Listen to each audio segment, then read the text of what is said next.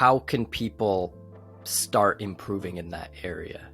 How can they express more of their humor in scenarios where they don't really even know what to do or where to start? For me, the thing that's helped the most is literally just consuming the highest quality comedy content available online every day. Like how I start my day is I'll listen to top tier comedy podcaster stand up every day. That's what I do. And it's fun too. Like I don't just do that because I think it's like this discipline. It's really cool. Yeah. But that's like you'll start figuring out which comedians like feel like there's a part of them that matches like a part of you, right? Like I like a lot of comedians, but the ones that I come to over and over, I come to because I see a part of me in them, and that I can take that. And I'm not even talking consciously. Like if you just have that playing in your headphones as you start the day, like there's this phenomenon where I've noticed where if you go to a comedy show, live comedy show, stand-up comedy show, after the show, look around as people walk out. Look around. Look at how many jokes people are making. Look at how everybody adopts a specific cadence. They all have a cadence, and they're all cracking jokes, and it's beautiful, and it's really cool. And it's just their mirror neurons just firing out. They're in that like something's happening, and the bummer is that happens like once every few months for them. So they get that, and like people don't watch stand up that often. That's okay though. But if you really want, like, it's cool too because you can pretty quickly differentiate yourself by consuming stand up every day. You'll automatically start doing that every day unconsciously. Just a cadence, a rhythm. You'll develop your own. You'll take parts of people you like, and it'll inevitably become tinged with whatever just is the way you talk, and that's the first place that I would start. So it's kind of like you don't even know what you're going to shoot for unless you have like the people you like hold. Right. So you're saying like feed your brain with inspiration, with and subconsciously you'll start to kind of like absorb that energy. That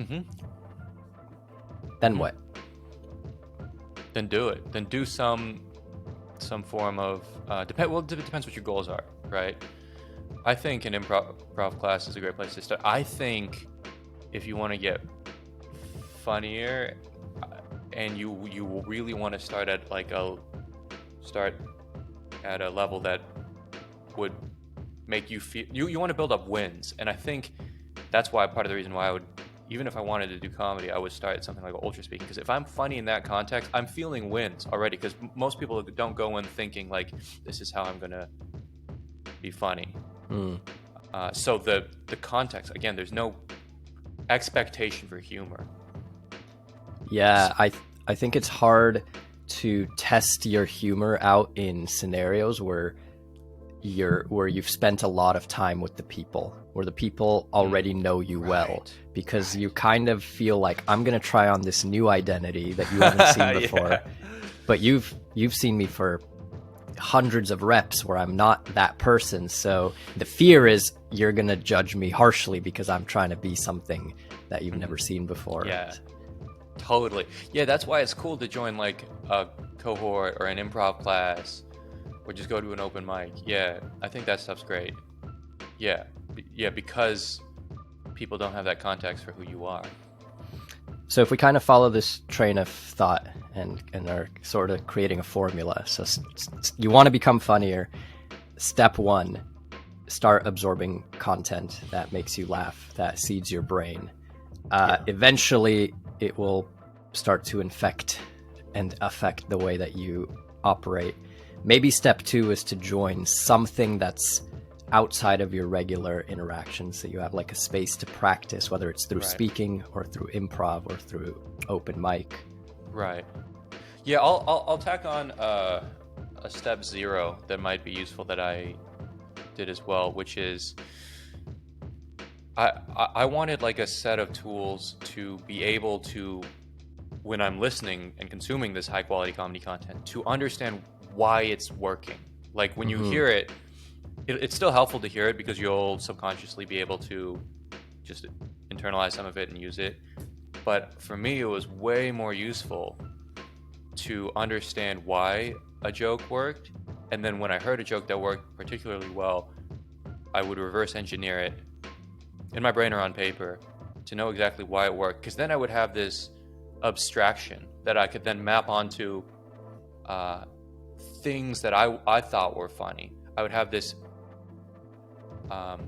abstract joke structure that is devoid of like so I'm not actually like taking or stealing a joke from somebody else. I would have this abstraction that I can map onto my own experience, and that's useful to me, because most people don't know why, especially if you're funny like innately, or not innately, I don't actually think so, but like from a young age, maybe like you were just around it and you internalized it. You just are that. Like, people are funny on accident all the time, but I don't think they know how to replicate it. So what was helpful for me, like songs, like all jokes have a structure, and to demystify that, it was really helpful for me. What's a general structure of a joke as an example? What's like a classic one, or one that you've deconstructed? Right. Well, so the fundamental elements are so everybody knows setup and punchline, but the thing, I think most people know this too, it's like the setup, the function of the setup is to create some kind of expectation, and then what you want to do is shatter that expectation. Yeah, I like that's that. what a punchline is, right? So that's the fundamental mechanism behind like what every laughing moment is. Yeah, like I'll just map this onto something to ground it. Let me think of a joke. Oh, here, Anthony Jeselnik joke. You like him, right? I think you said. He takes this to an extreme where you think he's going one way. Exactly. That's why he's really useful to dissect, because they're like these really isolated instances of like really high quality joke structure. So he has a joke where he says, I've spent the last 2 years looking for my ex-girlfriend's killer, but nobody will do it, right? So that's a good joke, right? I like that joke. Good joke structure. Because in the setup, you're like, this guy is trying to avenge his dead girlfriend. He loves her and he wants to avenge her.